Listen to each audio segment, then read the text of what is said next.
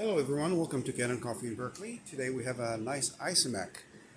Came to the shop because of the leak, tested for 3 days and left it on, did a lot of shots while it's on. There we squeezed a couple components such as the expansion valve or safety valve and no more leak.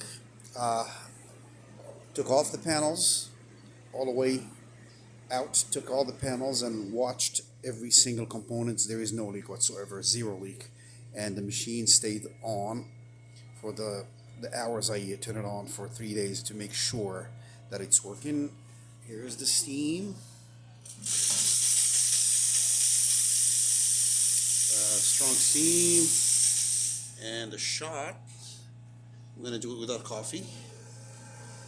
It's working perfectly and it's clean, ready to go. Please don't forget to subscribe and have a great day. Thank you.